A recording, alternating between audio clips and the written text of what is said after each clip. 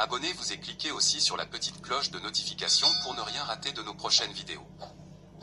N'oubliez pas de partager aussi la vidéo et de la liker.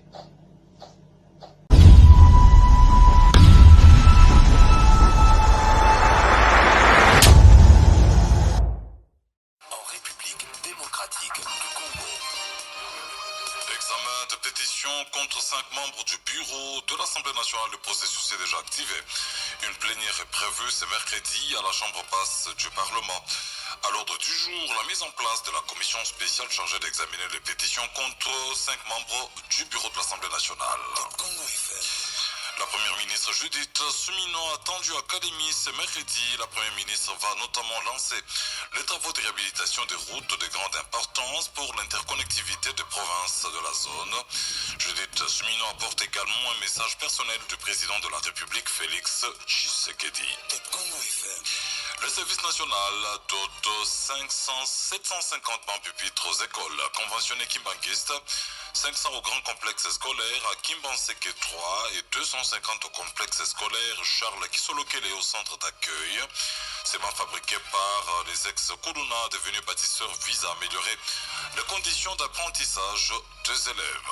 Top Congo FM, le journal vous est présenté par Dominique Dinanga. Bonjour et merci de votre fidélité à Top Congo FM. Examen de pétition contre 5 membres du bureau de l'Assemblée nationale. Le processus est déjà activé. Une plénière est prévue ce mercredi à la Chambre basse du Parlement. La plénière convoquée par le premier vice-président de l'Assemblée nationale, Isaac Jean-Claude Tshilomba, sur instruction du président Vital Kamerhe, a un seul point à l'ordre du jour. La mise en place de la commission spéciale chargée d'examiner les pétitions contre certains membres du bureau. Vital Kamerhe et d'autres membres de son bureau ont réceptionné mardi les pétitions des mains du secrétaire général à l'Assemblée nationale. Le speaker de la Chambre basse du Parlement a promis de ne pas faire obstruction à l'examen de ces pétitions. Vital Kamerhe. Nous avons voulu tout simplement remettre les choses dans la légalité. La pétition est reconnue dans notre règlement intérieur. On ne remet pas ça dans les couloirs. Hier, nous nous excusons encore une fois de plus. Quand on parle des excuses, déjà voici la faiblesse. Auprès de nos amis pétitionnaires qui sont venus quand nous sommes partis. Nous étions là toute la journée, nous sommes venus après 15 heures. Et vous avez bien fait de réceptionner ça. Nous avons fait un communiqué ce matin par la salle de communication pour qu'ils viennent et même répondre et les déposer. Mais nous sommes dit, puisque ça se trouve chez vous, avant que je ne parte, je vous dis que de façon, prendre à témoin l'opinion nationale et internationale et ensemble les membres du bureau pour réceptionner officiellement, pour faire aucune obstruction à une démarche qui est légale. Et donc, nous allons poursuivre avec cette démarche pour préserver d'abord l'image et le prestige de notre institution qui est une grande institution. Et ensuite, le prestige et l'image de chaque député. Les élus du peuple sont des grandes personnes, des personnalités importantes dans notre pays. Et en fait, les membres du bureau, ils sont au service de la nation. Une pétition ne veut pas dire l'arrêt de mort. Donc nous avons observé scrupuleusement le règlement intérieur pour rassurer les honorables députés. Et le règlement intérieur sera respecté dans ses lettres et dans son esprit. C'était le président de l'Assemblée nationale, Vital Kamerhe. On parle encore de cette pétition contre le président de l'Assemblée nationale, Vital Kamerhe. Qu'est-ce qui se trame contre le numéro 2 des institutions du pays? Se demandent plusieurs acteurs politiques. À l'Union pour la nation congolaise, son parti politique, on ne va pas parler d'eau de la cuillère pour dénoncer, selon leurs termes, un coup pour isoler leur leader, alors que se profilent plusieurs enjeux politiques.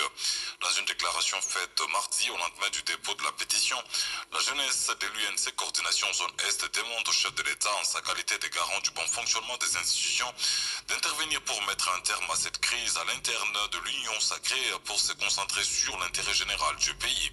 La jeunesse de l'UNC Coordination Zone Est voit dans cette démarche un plan savamment monté pour écarter Vital Kamerhe des institutions. Selon elle, il n'y a aucun grief solide dans cette pétition. On écoute Paterne Modéroy. Il est président de la Coordination nationale de la jeunesse UNC Zone Est.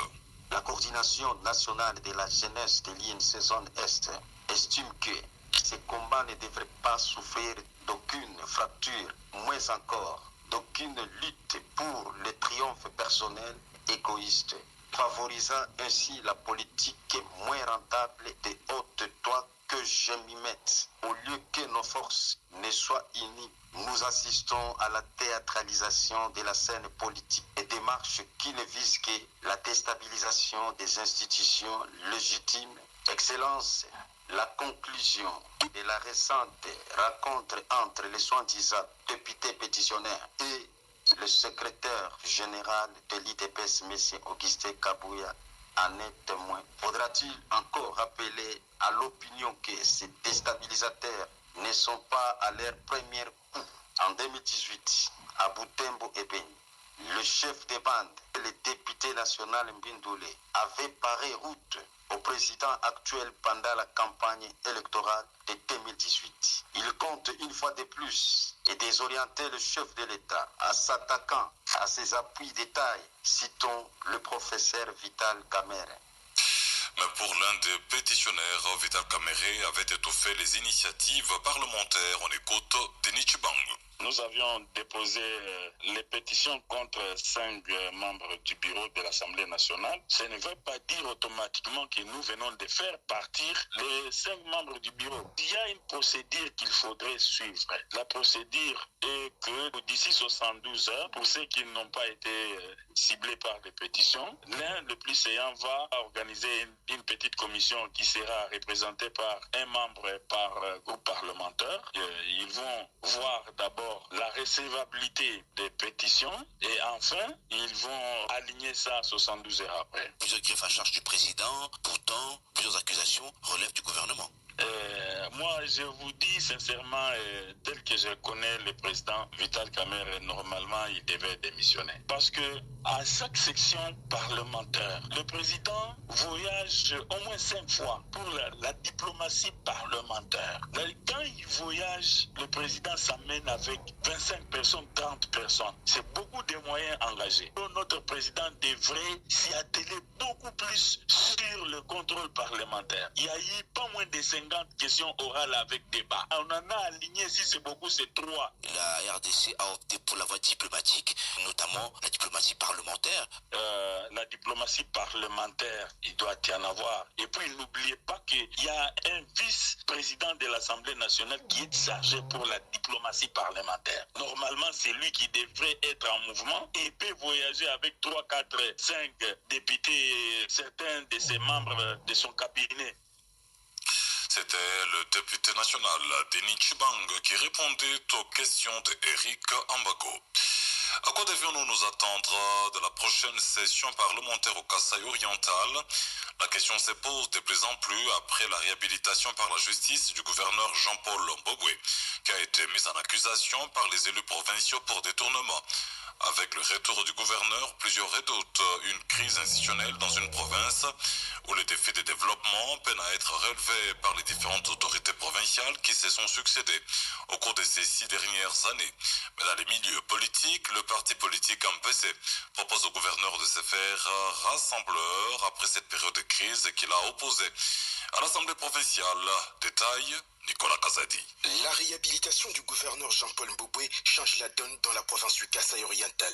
Alors que la majorité des élus provinciaux l'avaient mise en accusation pour détournement, la justice l'a blanchi en dénonçant une violation des procédures, lui permettant ainsi de reprendre son fauteuil. Mais son retour alimente les inquiétudes. Plusieurs craignent un bras de fer avec l'Assemblée provinciale dans une province où les défis de développement restent entiers après 6 années de turbulences institutionnelles. Pour Maître Caleb Kalala du MPC, le gouverneur doit tourner la page et jouer la carte du rassemblement pour éviter une nouvelle crise. Nous n'avons plus le choix que de conseiller au gouverneur davantage de se servir de ses erreurs passées, qui comprennent qu'ils doivent maintenant bien s'entourer des gens capables pour bien travailler parce que le temps est en train de passer et nous avons besoin que la province puisse décoller. Nous leur implorons de se redresser et nous pensons que toutes ces personnes impliquées pourront essayer de faire ce qu'on appelle gérer un bon père de famille de telle sorte que nous ne puissions pas atteindre les chaos au niveau de la province. Pour rappel, l'Assemblée provinciale avait mis en accusation les gouverneurs des provinces pour détournement de 3 millions de dollars américains envoyés par les pouvoirs centraux pour des projets d'investissement. Une position qu'elle intéressée a toujours rejetée. Il avait justifié qu'une grande partie de ces fonds avait servi à l'achat des véhicules destinés aux membres du gouvernement ainsi qu'au paiement des agents du gouvernement provincial. Mbouchmaï, Nicolas Kazadi, Top Congo FM. Union aura pas de rentrée parlementaire dans toutes les assemblées provinciales de la RDC. Les élus provinciaux ne perçoivent pas leurs émoluments. Décision du collectif des élus provinciaux prise lors d'une assemblée générale tenue à Kinshasa. Les collectifs des députés provinciaux dénoncent les non-paiements prolongés de leurs émoluments et les frais de fonctionnement. Ces élus indiquent que toutes les démarches entreprises pour obtenir la régularisation bien sûr de leur situation n'ont pas abouti. Ils promettent des actions de grande envergure de la semaine prochaine pour que solution soit trouvée. À leurs revendications, ils vont assiéger le bureau du ministère de Finances, a indiqué David Bissaka. Le rapporteur du collectif des élus provinciaux, on l'écoute au téléphone de Milva Kanyeba. Nous, membres du collectif des députés provinciaux de la RDC, tenons à informer à votre connaissance la situation intenable dans laquelle nous nous trouvons. Nous déplorons le non-paiement prolongé de nos émoluments et des frais d'installation. Il est impératif de souligner que les députés provinciaux cumulent à ce jour 6 mois d'arriérés d'émoluments, soit 3 mois de l'année 2024 et 3 mois de l'année en cours, donc 2025.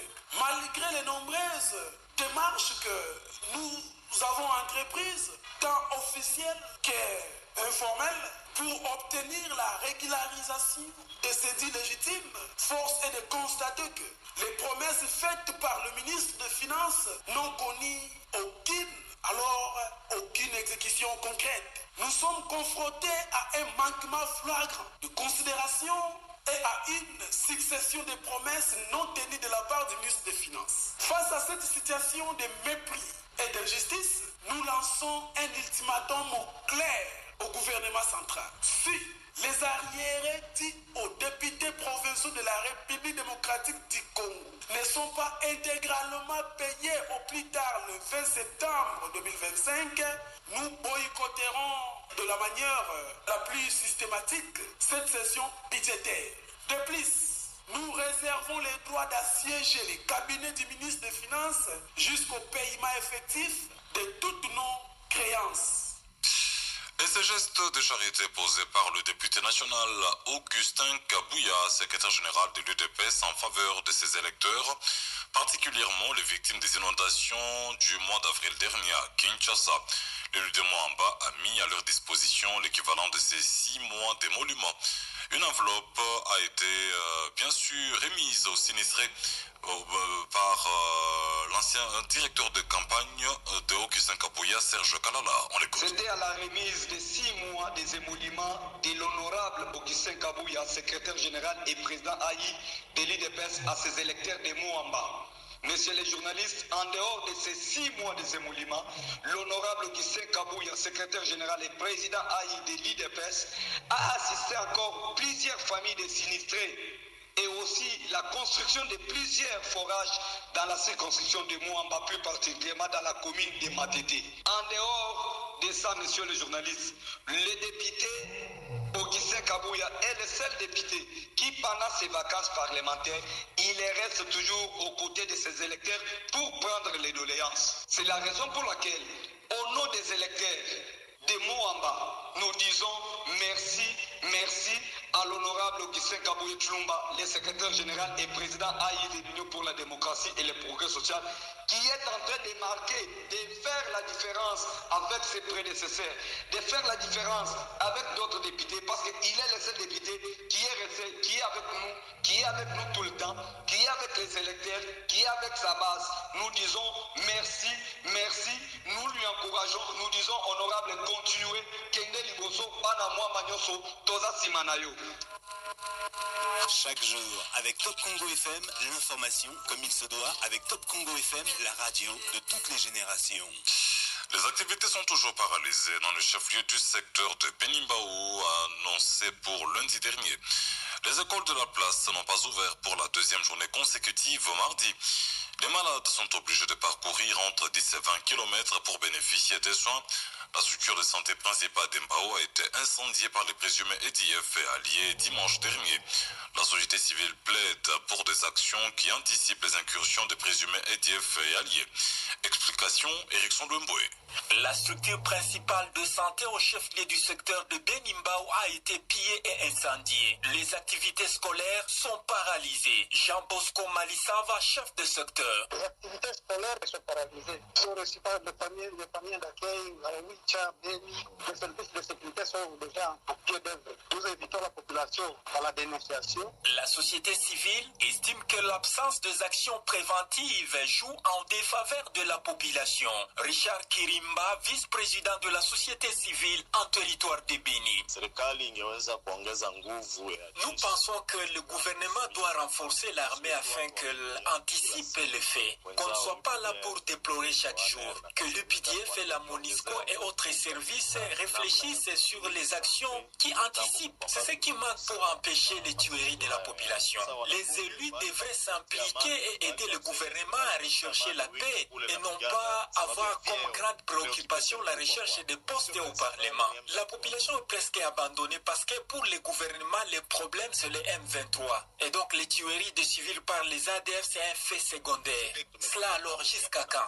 Je propose qu'on puisse aider alors les secteurs opérationnels, qui est un commandant qui s'occupe du front M23 à Lubero et le général Mugisa puisse s'occuper des ADF. Ça peut aider la population.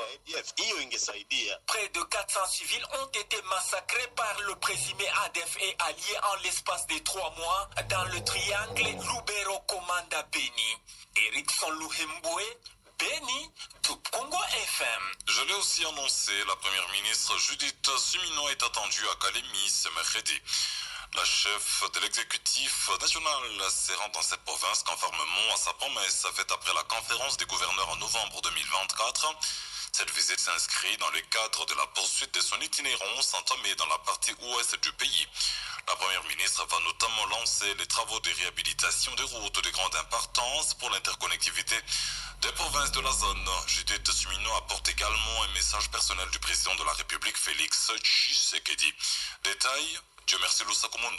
Podium installé au rond-point du marché qui s'ébrouille dans la commune de Lukuga, banderoles et affiches jalonnent le boulevard Lumumba avec des messages de bienvenue à la première ministre Judith Suminwa Tuluka. Judith Suminwa a un agenda chargé. Elle va d'abord échanger avec la population locale à travers un meeting populaire. Juste après, Judith Suminwa va diriger une importante réunion du Conseil de sécurité provincial en apportant un message particulier du chef de l'État Félix Tshisekedi. Une manière de réaffirmer l'autorité de l'État dans une province proche de la zone sous occupation de la FCM 23. Judith Suminwa arrive à Kalemi aussi et surtout pour lancer des grands chantiers des routes d'intérêt économique afin de viabiliser la province. Elle va d'abord lancer les travaux de réhabilitation du boulevard Lumumba, principal attrait de la ville qui se trouve aujourd'hui dans un état de délabrement avancé suite au débordement régulier du lac Tanganyika. Elle va en outre inspecter les travaux de réhabilitation de la route Kalemi-Manono, route nationale numéro 33 et 5, d'une longueur de 440 km, une voie d'extrême importance qui relie les territoires des Nyunzu, Kalemi et Manono, capitale cuprifère du lithium, un minerai important pour la transition énergétique. Le port de Kalemi reste le poumon économique de la province, mais se trouve aujourd'hui dans un état de délabrement très avancé suite au débordement régulier des eaux du lac Tanganyika. Judith Suminwa va visiter également cette infrastructure pour laquelle le gouvernement a déjà signé un contrat de partenariat public-privé chiffré à 70 millions de dollars pour sa réhabilitation. Cela va augmenter considérablement les capacités de ces ports qui connectent la RDC à la Zambie, au Burundi et à la Tanzanie, allant jusqu'à une capacité de 10 millions de tonnes de marchandises. Kalemi, Dieu merci, Lusakomono pour Top Congo FM. Et puis, revenu à Kinshasa où le service national a doté 750 bancs pupitres aux écoles conventionnées Kimbanguis, 500 au grand complexe scolaire à Kimbanseke 3 et 250 au complexe scolaire Charles Kisolokele. Au centre d'accueil, ces bancs fabriqués par Dex Colonna devenu bâtisseur visent à améliorer les conditions d'apprentissage des élèves. Le commandant du service national et le lieutenant général Jean-Pierre Kassongo Kabwik a procédé lui-même à la remise de ces matériels. Bureau Matanda. Après Après les écoles officielles dites non conventionnées, le service national entame la série des écoles conventionnées pour offrir des bons pupitres aux élèves dans le but d'améliorer leurs conditions d'études. Ce mardi, les salles des classes du grand complexe kimbanguiste qui comprend l'Institut technique et professionnel Simon Kimbangu, l'Institut technique commercial et de gestion Mandombe, les instituts Émile Zola et Maman Louisi ont changé de décor. Il y avait réellement un besoin en bancs. On pouvait compter à peine quelques bancs dans les salles et d'autres en état délabré. L'action du service national apporte un nouveau souffle à ces écoles. Elles ont reçu au total 500 bons pupitres. Le complexe scolaire Charles Kisolokele en a reçu 250. Révérend Simon Luzolo est coordonnateur des écoles conventionnées kimbanguistes. C'était un sentiment de joie et de satisfaction. Avec le programme de la graduation de l'enseignement, nous avons eu beaucoup d'enfants. Les écoles conventionnées kimbanguistes n'ont pas suffisamment de bancs pupitres. Raison pour laquelle nous avons tous sollicité auprès des autorités pour que nos écoles soient dotées en bancs pupitres. Le lieutenant général Jean-Pierre Kassongo Kabwik mise sur les jeunes pour bâtir l'avenir du Congo. Si un jeune Koulouna rejeté, crée dans la société peut changer après 2 ans de formation au centre pilote Laurent Désiré Kabila de Tekemakassi, que ne peut-on pas faire pendant plusieurs années scolaires, les enfants que la société met à votre disposition? Je veux vous dire que vous avez la charge de transformer les enfants, de les aider à accomplir leurs rêves et à travers eux, le Congo pourra construire son avenir. Car il n'y a pas d'espoir sans ces jeunes bien formés. La dotation en bas aujourd'hui est peut-être le premier geste, mais rassurez-vous que ce ne sera pas le dernier. Parmi les jeunes formés et transformés par le service national, on peut compter les maçons, les mécaniciens, les menuisiers, les machinistes, les agriculteurs, les plombiers, les boulangers, les couturiers et autres. Beiro Matanda sur Top Congo FM. Amélioration du climat des affaires en République démocratique du Congo, le vice-premier ministre, ministre de l'économie nationale décide de maintenir le dialogue et une bonne collaboration avec les opérateurs économiques. C'est dans ces cadres que le professeur Daniel Mukoko Samba a échangé mardi à Kinshasa avec le patronat congolais. Échanges qui ont tourné autour du thème gouvernance économique et amélioration du climat des affaires. Le vice-premier ministre, ministre de l'économie nationale, Daniel Mukoko Samba, a reconnu que le plus grand défi que doit relever le gouvernement congolais, c'est celui de diversifier son économie. Daniel Mukoko Samba s'est aussi penché sur l'épineuse problématique de l'exercice de petits commerces par les étrangers vivant en RDC. Il a révélé avoir pris la décision de ne pas renouveler un moratoire qui prend fin au mois de novembre prochain et promis d'élaborer une nouvelle loi qui aura comme finalité résoudre définitivement cette problématique. On écoute le professeur Daniel Mukoko Samba. Le dialogue doit être permanent. Ce n'est pas la première fois que je rencontre le patronat et ce ne sera pas la dernière fois. Le patronat congolais a, au cours de 3 derniers mois, soumis au gouvernement un certain nombre de préoccupations qui touchent à la fiscalité, qui touchent à la production, à la protection des industries locales vis-à-vis de la concurrence déloyale venant d'autres pays voisins, qui touche également à la protection du petit commerce qui, comme nous le savons, est réservé par la loi aux Congolais. Ce sont ces questions que nous avons abordées aujourd'hui dans une ambiance d'échange franc et ouvert et que nous allons continuer à aborder, je l'espère, la prochaine fois avec mon collègue le ministre des Finances pour que nous puissions rassurer le patronat congolais en ce qui concerne les réformes fiscales qui sont envisagées par le gouvernement pour faciliter l'exercice des activités économiques par le patronat. Vous savez, nous avons une loi dans le pays qui date de 1973. Et cette loi réserve le petit commerce aux Congolais. Mais dans l'application, cette loi pose un certain nombre de problèmes, ce qui a donné lieu à des textes qui sont généralement des décrets pris par les différents premiers ministres pour ouvrir le petit commerce à des étrangers dans un certain nombre de secteurs. C'est la raison pour laquelle le moratoire qui est en place et qui arrive à terme au mois de novembre, nous avons décidé au niveau du gouvernement de ne pas le prolonger. C'était le professeur Daniel Mukoko Samba, vice-premier ministre, ministre de l'économie nationale. Et parmi les questions traitées lors de ces échanges, il y avait aussi la problématique de l'encadrement des prix plutôt et du contrôle économique, la contrebande liée à la porosité des frontières, la problématique de la taxe d'agrément des prestataires de services dans le secteur des hydrocarbures, ainsi qu'un impact des zones économiques spéciales sur l'industrie locale. Promouvoir les produits made in Congo et sensibiliser les publics sur l'agro-industrie durable, c'est l'objectif de la 3e édition du CMBB, les salons de la marque, du fournisseur et du distributeur. Ça sera des 18 au 19 septembre dans la commune de La Gombe. Porté par Virgile Petit, ces salons aura pour thème Green Burns, industrialisation et transformation agricole face aux défis de la transition énergétique et des enjeux écologiques.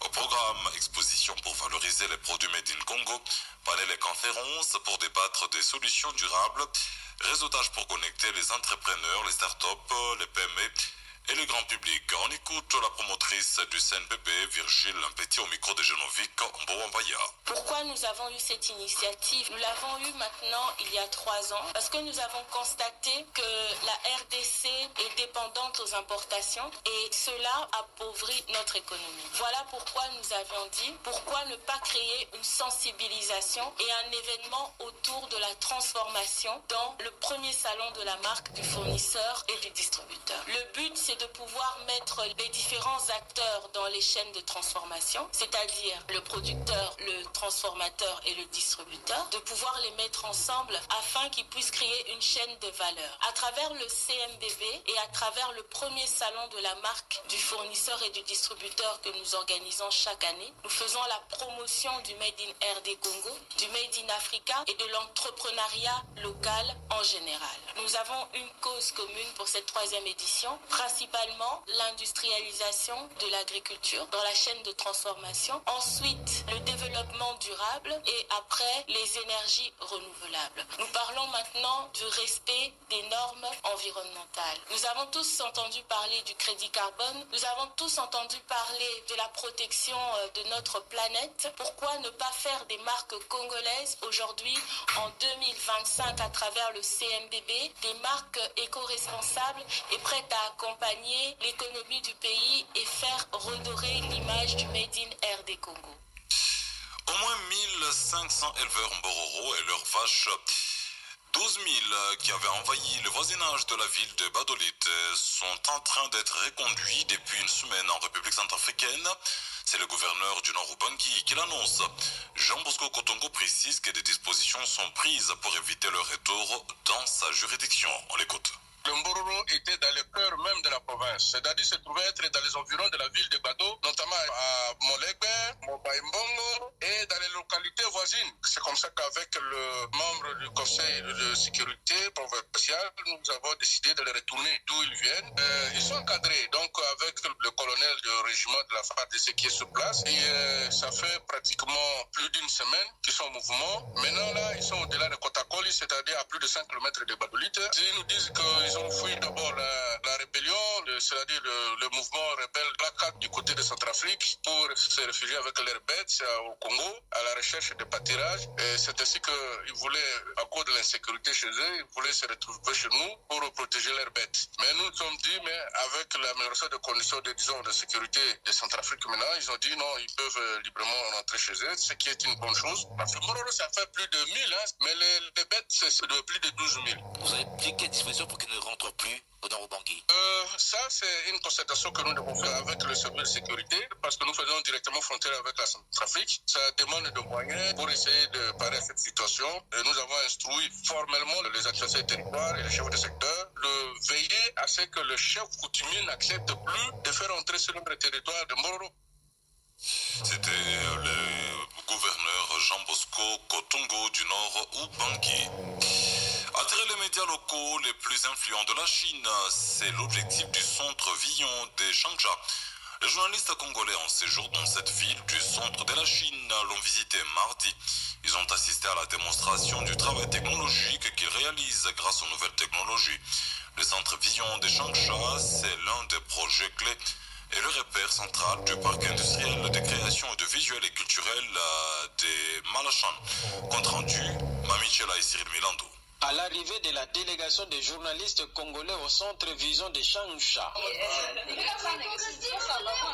les Lingala et les Chinois s'entrecroisent. Ce centre constitue la zone centrale démonstrative et le pôle de concentration industrielle du parc visant à devenir une plaque tournante de l'industrie vidéo numérique et un nouveau modèle de l'industrie culturelle et créative pour la province de Yunnan, voire pour toute la Chine. Liu Zhao Orui, réalisateur et monteur vidéo. C'est une agence qui va moderniser les autres médias avec leur technologie. Ça compte 150 employés. Les centres Vision de Changsha disposent des infrastructures de pointe, telles que des studios de tournage avancés, une plateforme de production cloud et un centre d'expert calcul. Il offre aux entreprises installées un soutien technologique complet couvrant toute la chaîne de la production à la distribution. Une fois obtenu les ressources les plus fiables de notre gouvernement, après le traitement des données, on va le publier simultanément dans toutes les plateformes. Les centres Vision Valley de Changsha est comparable à une Silicon Valley des industries créatives vidéo, offrant aux entreprises du secteur des infrastructures d'un parc industriel moderne. Changsha, Mamichela et Cyril Milando, Top Congo FM. On va parler aussi de ces démentis du conseil d'administration de la Société nationale d'électricité qui porte à la connaissance de l'ensemble de ses collaborateurs, partenaires et de l'opinion publique que les allégations relatives à une prétendue volonté de privatisation de la société sont dénuées de tout fondement. Aucune décision ni initiative visant à envisager la cession partielle ou totale du capital de la SNEL n'a été ni prise ni instruite, ni par l'État actionnaire unique, ni par le conseil d'administration. Toute affirmation contraire serait le fruit d'une volonté manifeste de s'opposer à la réalisation des objectifs stratégiques de l'entreprise. S'agissant des sociétés en filière, le conseil d'administration décide d'y mettre un terme, indique le document dans le même esprit d'ouverture qui a prévalu jusqu'à présent. Les représentants des travailleurs seront impliqués dans toute réflexion stratégique. Fidèle à sa mission, le conseil d'administration de la SNEL réaffirme sa disponibilité et son engagement à œuvrer pour une société nationale d'électricité performante, dynamique et ambitieuse. On parle aussi de la campagne Back to School de la fondation Vodacom qui a débuté depuis le 1er septembre 2025. Le coup d'envoi a été donné à l'école ITEMAT de Binza-Delvaux à Kinshasa. C'est une initiative de la fondation Vodacom en partenariat avec la fondation Luna, ex-fondation Denise Nyakero Tshisekedi et l'église des Saints des derniers jours. Elle vise à aider les enfants vulnérables à reprendre l'école dans les meilleures conditions. Depuis les débuts de la campagne, 23 écoles ont été touchées et 6900 élèves ont reçu des fournitures scolaires, sacs, cahiers, crayons et uniformes dans les provinces de Kinshasa, Bandundu, Congo central, Maniema et Kasaï. Explication avec Roliane Nayulu, responsable de la fondation Vodacom. La campagne Back to School de la fondation Vodacom, lancée le 1er septembre, vise des objectifs très concrets pour soutenir l'éducation en RDC. Notre premier objectif est d'alléger le fardeau financier qui pèse sur de nombreuses familles congolaises en fournissant des fournitures scolaires essentielles comme des cahiers, stylos, sacs ou autres matériels. Nous nous assurons que les élèves disposent des outils nécessaires pour commencer l'année scolaire sans entrave. Et bien sûr, nous voudrions couvrir plusieurs besoins fondamentaux. Pour les élèves, par exemple, nous voudrions garantir qu'ils aient un accès égal aux ressources pédagogiques de base, ce qui stimule leur motivation et leur permet de se concentrer pleinement sur leurs études. Et pour les familles, bien évidemment, nous voudrions réduire les dépenses de la rentrée scolaire qui peuvent être un obstacle majeur à la scolarisation ou à la rétention des enfants à l'école. Cela permet aux parents de mieux gérer leur budget et de voir leurs enfants bien équipés. Pourquoi seulement la distribution des objets classiques pour ces élèves? Alors, la distribution des fournitures scolaires s'inscrit dans une vision bien plus globale de la Fondation Vodacom pour l'éducation et l'inclusion numérique en RDC. Notre mission est de construire des ponts vers l'avenir pour la jeunesse congolaise. Donc, cette campagne est un point de départ pour des actions plus profondes. Nous sommes même en train d'améliorer des infrastructures, comme nous l'avons fait récemment et nous sommes encore en train de le faire avec les inaugurations des nouveaux bâtiments et de salles numériques. Nous investissons dans des des environnements d'apprentissage modernes et sûrs, mais aussi nous notons l'inclusion numérique où nous nous engageons à équiper des écoles avec des outils technologiques comme des salles informatiques et des accès à la connexion Internet et aussi à former les enseignants à leur utilisation. L'objectif est de préparer nos élèves aux compétences numériques du 21e siècle, réduisant ainsi la fracture numérique et ouvrant des opportunités d'apprentissage innovantes. Roliana Yulo. Bientôt le démarrage des travaux de construction de la route de Faubank dans la commune de Lancélé. Une route d'une importance capitale pour la population de la partie est de Kinshasa. D'après nos sources, les fonds nécessaires ont été débloqués sur instruction du chef de l'État Félix Tshisekedi. Geste salué par un notable du district de la Tchangou qui a initié une campagne de sensibilisation de la population sur le soutien aux actions du chef de l'État. Philippe Matanzi est aussi coordonnateur de l'aspect Les Amis de Dodo Famba. Le chef de l'État vient de réaliser sa promesse incessamment et cette route sera asphaltée. Cette population n'aura plus les soucis pour faire ses courses, pour faire leurs déplacements. Ils ne seront plus dans les difficultés parce qu'avec une route asphaltée, nous pensons déjà que la population de Faubank sera soulagée en tant que coordonnateur des Amis de Fambali pour le Botaï. Nous venons remercier des primes abord le chef de l'État parce qu'il avait promis et aujourd'hui chose qui sera matérialisée, la route de l'Efaubank sera déjà lancée la semaine prochaine. Nous disons vraiment un grand merci à son excellence Félix Antoine Tshisekedi Tshilombo. Nous voulons témoigner encore notre soutien indéfectible à son excellence Doudou Fambali Koundeli Botaï.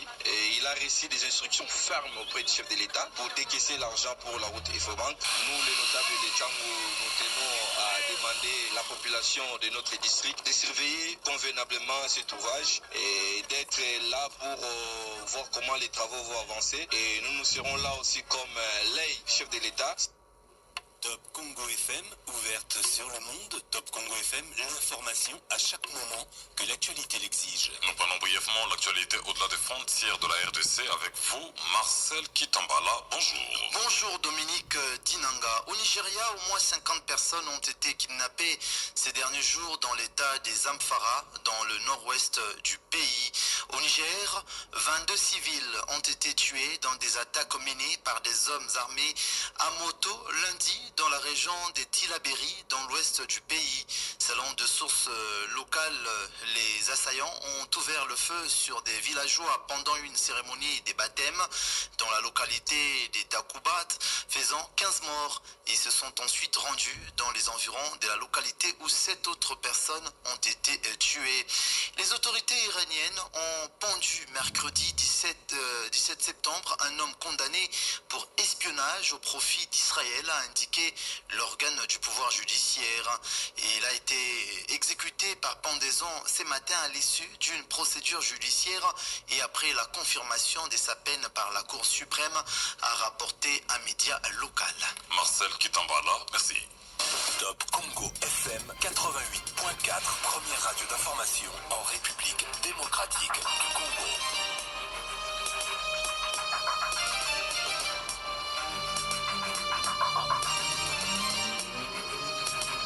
Et si vous nous avez pris en cours de diffusion, voici l'essentiel à retenir. Top Congo FM.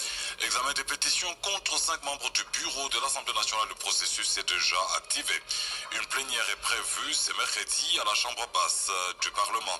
À l'ordre du jour, la mise en place de la commission spéciale chargée d'examiner les pétitions contre certains membres du bureau, dont le président Vital Kamerhe. La première ministre Judith Suminwa attendue à Kalemi ce mercredi. La première ministre va notamment lancer les travaux de réhabilitation des routes de grande importance pour l'interconnectivité des provinces de la zone. Judith Suminwa apporte également un message personnel du président de la République, Félix Tshisekedi. Le service national a doté 750 bancs pupitres aux écoles conventionnées kimbankistes à Kinshasa, 500 au grand complexe scolaire à Kimbanseke 3 et 250 au complexe scolaire Charles Kisolokele au centre d'accueil. Ces bancs fabriqués par des ex-colonna devenus bâtisseurs visent à améliorer les conditions d'apprentissage des élèves. Fin de ce journal, mise en onde par Jacques Onzinga. Merci de l'avoir suivi. En République. Abonnez-vous et cliquez aussi sur la petite cloche de notification pour ne rien rater de nos prochaines vidéos. N'oubliez pas de partager aussi la vidéo et de la liker.